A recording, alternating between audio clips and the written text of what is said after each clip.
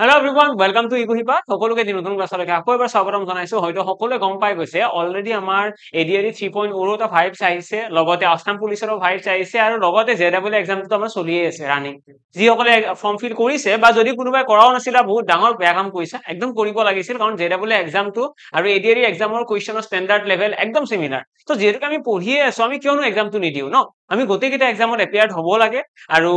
এটা কথাটো হ'ল কি নেক্সট আমাৰ এপিএসসি গ্ৰেড 4 ৰ ৰিক্ৰুটমেন্ট প্ৰচেছটো আছে, যদি তাতো এপ্লাই কৰা নাই তোমালোকে এপ্লাই কৰি ল'ব পাৰা। লগতে তোমালোকে এপ্লাই কৰিব পাৰিবা আৰআৰবি এনটিপিসি। হয়তো সকলোৱে খবৰ পাইছা আৰআৰবি এনটিপিসিৰ আমাৰ নটিফিকেশন ওলাইছে, তাতেও তোমালোকে এপ্লাই কৰিব পাৰিবা। আজিৰ এই ক্লাছটোত আমি মেথছৰ কেইটামান ইম্পৰ্টেন্ট কুৱেশ্যনছ আমি ডিসকাশন কৰিম, যিকেইটা হ'ব মেইনলি টাৰ্গেট কৰি ৰখা হৈছে আসাম পুলিচ, এডিআৰই, জেডাবল এই গোটেইকেইটা বেটছৰ কাৰণে। ইয়েছ, তো যদি তোমালোকে এইকেইটা বেটছৰ কাৰণে প্ৰিপেয়াৰ কৰি আছা, আজিৰ এই ক্লাছটো বহুত বেছি বিশেষ হ'ব, বহুত বেছি কামত আহিব তোমালোকৰ। আৰম্ভ কৰিছো ক্লাছটো কেইটামান ইম্পৰ্টেন্ট কুৱেশ্যনৰ সৈতে। একদম প্ৰথম কুৱেশ্যনৰ সৈতে আগবাঢ়িছো। এইটো কুৱেশ্যন কি কৈছে প্ৰথম কুৱেশ্যনটোত? ইয়াৰে আমাক কৈছে সিম্পলিফাই সামথিং। আমাক ডাটা এটা দিয়া আছে, মই অলৰেডি মেনশ্যন কৰিছো যে আমি আগতে ইয়াৰে আগৰ ক্লাছৰ কুৱেশ্যন কেইটা সলভ কৰিম আৰু তাৰ পাছতহে আমাৰ নতুন কুৱেশ্যন কেইটা মানে আগবাঢ়িম। ইয়াৰে প্ৰথম কুৱেশ্যন আমাক বহুত কেইটা দশমিকত দিয়া আছে। এই গোটেইকেইটা কুৱেশ্যন ন, এইকেইটা সলভ কৰাৰ টেকনিক বহুত কেইটা আছে। অবভিয়াছলি সবতকৈ বেষ্ট টেকনিকটো হৈছে তোমালোকে ইয়াৰে দশমিক কেইটা উঠাই ল'ব পাৰিবা। ওকে, তোমালোকে যদি দশমিক কেইটা গুচাই লোৱা তেতিয়াহ'লে ক্যালকুলেশনটো হয়তো বেছি ইজি হৈ পৰিব। যেনেকৈ ইয়াৰে দশমিকৰ পাছত তিনিটা অংক আছে, মানে এইটো উঠালে কি হ'ব 848 ডিভাইডেড বাই একৰ পাছফালে তিনিটা শূন্য হল। তাৰপিছত হৰণ আছে, এই হৰণ থাকিলে আমি হৰণটো কনভাৰ্টো কৰিব পাৰো, কিন্তু বৰ্তমানৰ কাৰণে আমি কনভাৰ্ট নকৰো। তো এইটো কিমান হ'ব? এইটো 8/10 হৈ পৰিব।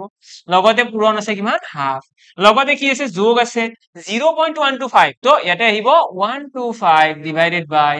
1000। ওকে, ডিভাইডেড বাই কিমান আছে? ডিভাইডেড বাই আছে হাফ। পূৰণ আছে কিমান? 4/10 হৈ গ'ল। এতিয়া ইয়াতে নেক্সট কি কৰিব লাগে?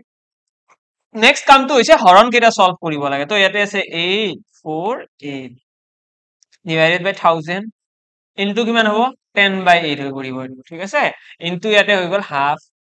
তাৰপিছত ইয়াতে প্লাস কিমান আছে? ইয়াতে আছে 125 ডিভাইডেড বাই 1000 ইনটু কিমান হ'ব? 2 হৈ যাব, ইনটু হৈ যাব কিমান? 4/10। তাৰে পিছৰ লাইনত যদি আমি সলভ কৰিবলৈ চাও 0 0 কাট খাই যাব, ঠিক আছে। 8ৰে যদি কাটো এইটো কেনেকৈ যাব? 8 × 8 8 6 × 48 106। আৰু 2ৰে আকৌ যদি এইটো কাটি দিয়া হয় তেতিয়াহ'লে যাব 53, ঠিক আছে। বৰ্তমানৰ কাৰণে ইয়াতে কিমান থাকি গ'ল? ইয়াতে থাকি গ'ল 53 ডিভাইডেড বাই 100। আৰু ইয়াতে কিমান আহিব? প্লাসৰ পিছফালে চোৱা, এইখিনিত কিমান আহিব? এইখিনিত দেখিবা এইটো আমি 4ৰে কাটি দিয়া 125 বাৰ।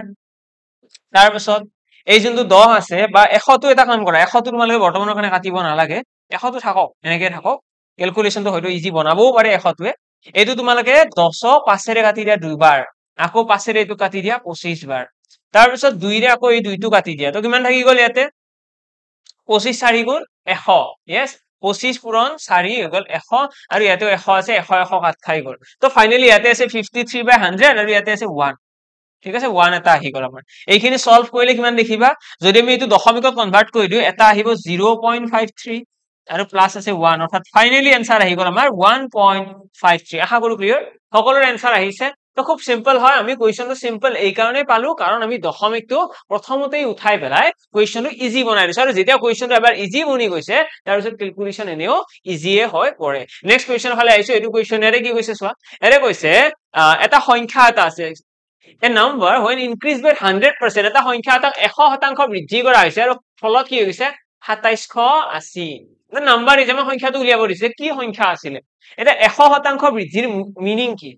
মই যদি কওঁ 100% বৃদ্ধি, তাৰ মিনিং হৈছে যদি কাৰোবাৰ লগত 10 টকা আছিলে সেই মানুহজনক আৰু 10 টকা দি দিলে তাৰ লগত থকা পইচাৰ পৰিমাণ 100% বৃদ্ধি হ'ব।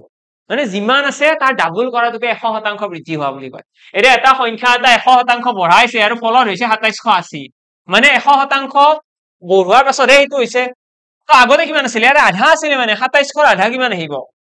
তোমালোকে সিম্পলি কি কৰিব লাগে? 2780 2ৰে ডিভাইড কৰি দিয়া, দ্যাটস ইট, হৈ গ'ল। 2 3 × 6 2 9 × 18 1390 হৈছে আমাৰ ফাইনেল আনসাৰ। তো 1390 আছিলে সংখ্যাটো, আৰু এই সংখ্যাটোক যেতিয়া 100% অৰ্থাৎ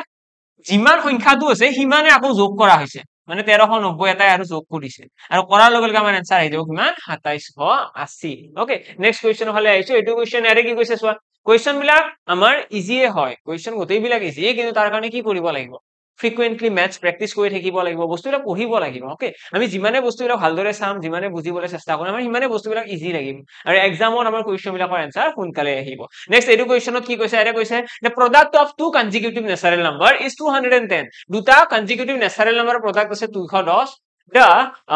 greater of the two number is ডাঙৰ সংখ্যাটো উলিয়াব দিছে তো consecutive number বুলি কৈছে consecutive number মানে কি consecutive মানে অসমীয়াত কৈছে দুটা প্ৰাকৃতিক সংখ্যা নহয় দুটা ক্ৰমিক সংখ্যা এৰ লিখিলো দুটা ক্ৰমিক সংখ্যা দুটা ক্ৰমিক সংখ্যাৰ গুণফল 210 মানে দুটা ক্ৰমিক সংখ্যা মানে এনেকুৱা হ'ব পাৰে এটা যদি x হয় ঠিক আছে এটা কি হ'ব এটা হ'ব x + 1 তো দুটা ক্ৰমিক সংখ্যাৰ যেটো পূৰণফল আছে এই পূৰণফলটো আমাক কিমান বুলি কৈছে 210 বুলি কৈছে ওকে 210 এটা সংখ্যা দুটাৰ ভিতৰত ডাঙৰ সংখ্যাটো আমাক উলিয়াব দিছে তো তাৰ কাৰণে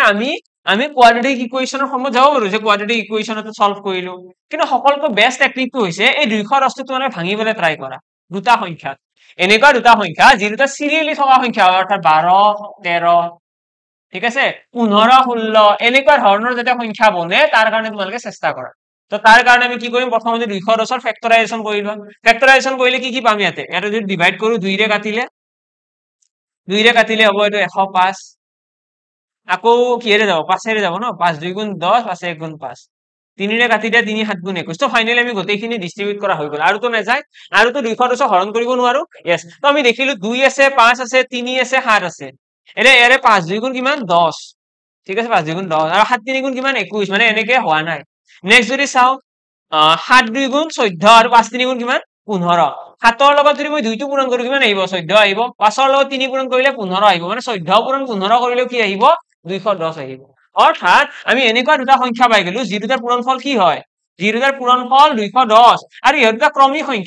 ক্ৰমিক সংখ্যা অৰ্থাৎ আমাক যি দুটা কোৱেশ্চনত ৰিকোয়াৰমেন্ট দিছিলে যে ডাঙৰ সংখ্যাটো উলিওৱা ডাঙৰ সংখ্যা কি আহিব ডাঙৰ সংখ্যা আমাৰ হৈ পৰিব 15 ঠিক আছে ডাঙৰ সংখ্যা আমাৰ হৈ পৰিব 15 এটা এইটো কোৱেশ্চন এনেকৈ নকৰি যদি বেলেগ টেকনিকত কৰিব যোৱা obviously আনসাৰ আহিব কিন্তু এইটো টেকনিকত তোমালোকৰ হয়তো বহুত বেছি ইজি লাগিছে হয়নে নেক্সট কোৱেশ্চনৰ ফালে আইছো এইটো কোৱেশ্চন ইয়াৰে কি কৈছে the average of first 151 even number প্ৰথম 151 টা যুগ্ম সংখ্যাৰ গড় উলিয়াব দিছে আৰু যেতিয়া এক্সামত আমাক এনেকুৱা প্ৰথম বুলি কব ফাৰ্স্ট প্ৰথম 151 টা ইভেন নাম্বাৰ যেতিয়া প্ৰথম বুলি কব ন তেতিয়া হলে সদায় মনত ৰাখিবা প্ৰথম বুলি কৈছে মানে কি হ'ব প্ৰথম 151 টা ইভেন নাম্বাৰ বুলি কৈছে বেলেগ বুলি কৈছে প্ৰথম বুলি কলে আমি ইয়াৰে পৰা এটা বস্তু মনত ৰাখি যে যিমানটা সংখ্যা বুলি কৈছে তাৰে লগত 1 এটা এড অৰ্থাৎ 152 আমাৰ কাৰেক্ট আনসাৰ আহি যাব মানে +1 এটা এইটো কেনেকৈ গম পালো তাৰ কাৰণে তোমালোকে প্ৰথম তিনিটা যুগ্ম সংখ্যাৰ এভাৰেজ উলিয়াবলৈ ট্ৰাই কৰা প্ৰথম তিনিটা যুগ্ম সংখ্যা কি প্ৰথম তিনিটা যুগ্ম সংখ্যা হৈছে এইকেইটা ঠিক আছে প্ৰথম তিনিটা যুগ্ম সংখ্যা কিমান 2 4 আৰু 6 আৰু ইহতৰ এভাৰেজ কিমান ইহতৰ এভাৰেজ তোমালোকে ক্যালকুলেট কৰিলে দেখিবা 4 আহিব 4 হৈছে ইহতৰ এভাৰেজ মানে প্ৰথম তিনিটা যুগ্ম সংখ্যাৰ এভাৰেজ কিমান 4 প্ৰথম তিনিটা বুলি কলে 4 আহে আনসাৰ অৰ্থাৎ যেটা তিনিটা সংখ্যাৰ কথা মই আলোচনা কৰিছো এতিয়া আনসাৰ আহিছে 4 মানে এক এটা বেছিকৈ আহিছে 3 + 1 4 আহি গৈছে ইয়াতেও তেনেকুৱা প্ৰথম 51 টা সংখ্যা বুলি কৈছে কাৰণে আমি 1 এটা এড কৰিম আৰু 152 হৈ পৰিব আমাৰ correct answer clear okay next question ফালে আইছো এটো কোৱেশ্চন ইয়াতে কি কৈছে find the mean proportional of 25 and 16 ইয়াতে আমাৰ জিকেটা কোৱেশ্চন আছে এটা খুব ইজি কোৱেশ্চন আৰু এক্সামত এনেকৈ কোৱেশ্চন আহে যিবিলাক ইজিয়ে হয় কিন্তু আমাৰ এক্সামত অকনমান কিবা এটা পাহৰি গলো বা অকনমান তোমালোকে কোৱেশ্চনটো পঢ়াত ভুল হ'ল অকনমান ক্যালকুলেশন মিস্টেক হ'ল সেইবিলাকৰ কাৰণে ভুল হৈ যায় তো সেইকাৰণে আমি বেছি এক্সামটোক লৈ বহুত বেছি স্ট্ৰেছ লব নালাগে আমি প্ৰসেসটোৰ ওপৰত ফোকাস কৰিব লাগে আমি ভালদৰে পঢ়ি যাব লাগে জাস্ট obviously এক্সামত বহুত বেছি টান কোৱেশ্চন নাহে কিন্তু যিখিনি আহিছে যিখিনি কমন পৰিছে সেইখিনি যদি সিলি মিস্টেক নহয় আমি হেতু বস্তুৰ ওপৰত কেয়াৰ ৰাখিব লাগে সেইখিনি ওপৰত কেয়াৰ ৰখাৰ পিছত আমাৰ কোনো চিন্তাৰ বিষয় নাথাকে এটা খুব ইজি কোৱেশ্চন এটা দিছে find the mean proportional of 25 and 16 এই দুটা সংখ্যাৰ মধ্য সমানুপাত উলিয়াব দিছে মধ্য সমানুপাতৰ ফৰ্মুলা কি আছিল mean proportion of any two number is কি হয় √ab মানে যি দুটা সংখ্যাৰ মিন প্ৰপোৰ্শন উলিয়াব দিছে সেই দুইটা সংখ্যাক আমি পূৰণ কৰি পেলাই ৰুট লব লাগে অৰ্থাৎ 25 into কি আহিব 25 into 16 আৰু এটো সলভ কৰিলে কিমান আহিব 5 into 4 অৰ্থাৎ 20 হৈ গল আমাৰ কাৰেক্ট आंसर ঠিক আছে কি হয় যেতিয়া মই √25 কৰিম आंसर কিমান আহিব 25 ৰ ৰুট ললে কি আহিব 5 আহিব 16 ৰ ৰুট ললে 4 আহিব অৰ্থাৎ 5 4 গুণ 20 হৈ গল আমাৰ ফাইনাল आंसर মানে মিন প্ৰপোৰ্শন কিমান হৈ গল 20 তো মিন প্ৰপোৰ্শন আমাৰ উলিয়াব দিলে আমি উলিয়াব পাৰিম এটা যদি আমাক মিন প্ৰপোৰ্শন নিদি পেলাই ফাৰ্স্ট প্ৰপোৰ্শন দিলে হেতে ফাৰ্ষ্ট প্ৰপৰচনৰ ফৰ্মুলা কি আছিলে ফাৰ্ষ্ট প্ৰপৰচনৰ ফৰ্মুলা হৈছে a²/b ঠিক আছে এক্সামত দিব পাৰে আৰু যদি থাৰ্ড প্ৰপৰচন উলিয়াব দিয়ে থাৰ্ড প্ৰপৰচনৰ ফৰ্মুলা হৈছে b²/a ঠিক আছে এইটো হৈছে থাৰ্ড প্ৰপৰচনৰ ফৰ্মুলা ফাৰ্ষ্ট প্ৰপৰচনৰ ফৰ্মুলা a²/b a²/b মানে কিমান আহিব যেটো প্ৰথম সংখ্যা আছে 25 হেতু স্কয়াৰ ডিভাইডেড বাই 16 এইখিনি সলভ কৰিলে কিমান আহিব 25 গুণ 625 দেন ইয়াতে আছে 16 এইটো হৈ গল আমাৰ आंसर ঠিক আছে তাৰ পিছত এইটো যদি চাও b²/a হলে কি হ'ব এটা আহিব 16 স্কয়াৰ ডিভাইডেড বাই 25 এটা কিমান আহিব 256 নেকি 256 হয় নে নহয় চাই লওঁচোন 6 6 গুণ 37 কিমান আহিব 225 হবতো লাগে বাৰু শৰ্ট ট্ৰিক তোৰ কৰিছো এবাৰ 16 স্কয়াৰ মানে কিমান 36 1 12 5 6 2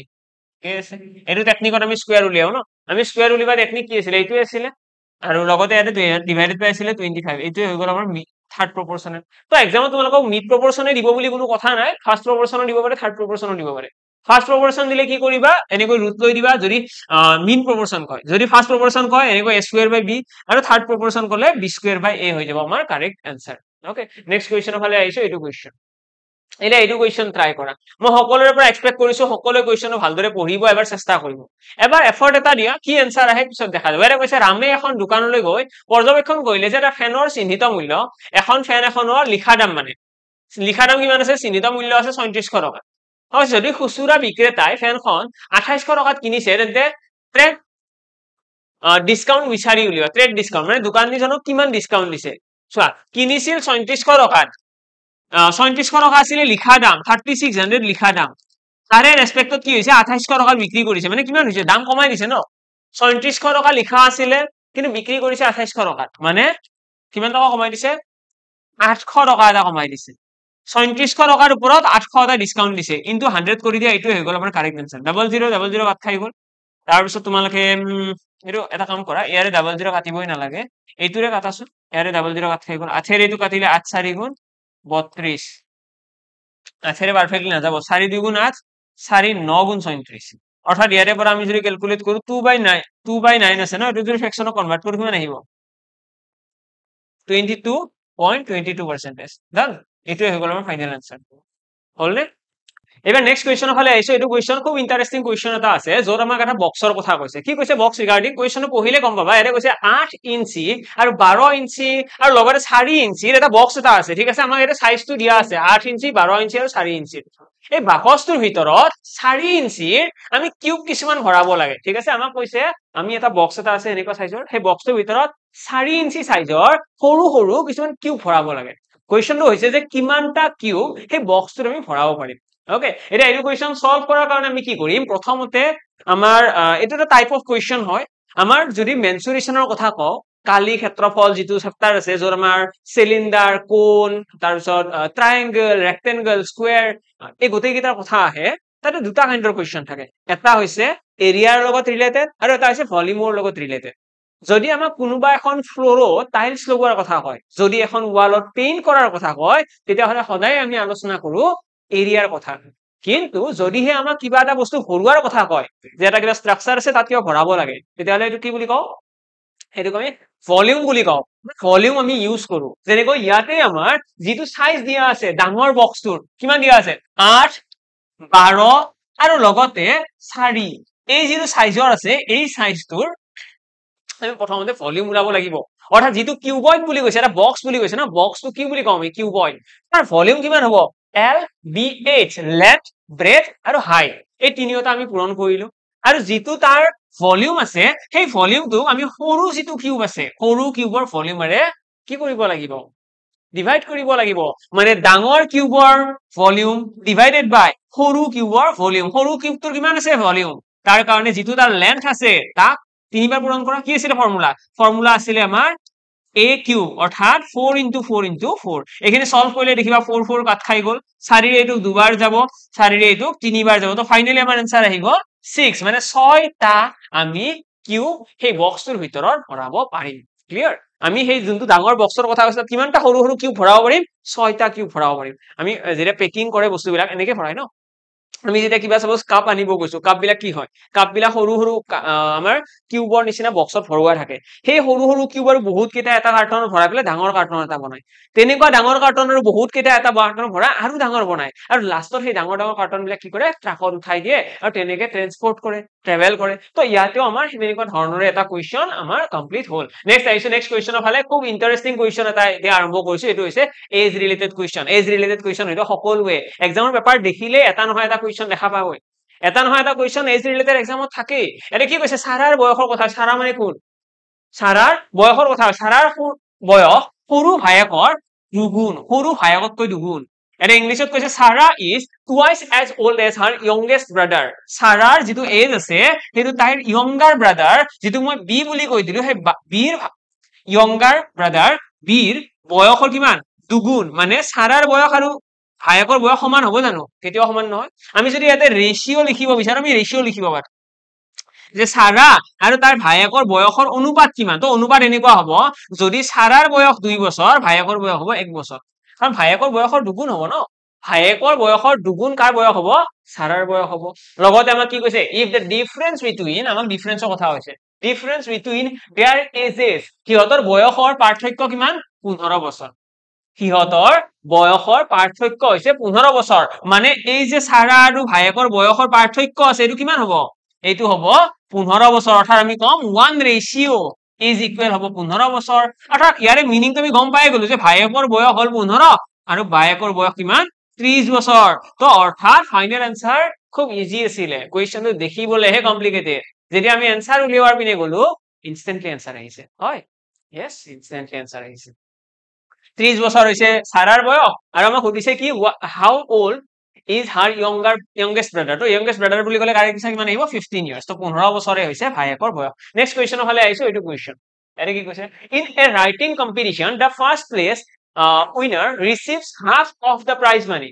এটা কম্পিটিশন এটা আছে ঠিক আছে ৰাইটিং কম্পিটিশন এটা আছে লিখাৰ পৰীক্ষা ধৰি লোৱা তোমালোকে এছে ৰাইটিং ধৰিব পাৰা বেলেগ কিবা ৰাইটিং ধৰিব পাৰা পোয়েম ৰাইটিং যিকোনো হ'ব পাৰে ৰাইটিং কম্পিটিশন এটা আছে তাতে আমাক কি কৈছে ফাৰ্ষ্ট প্লেস উইনাৰ যিটো আছে প্ৰথম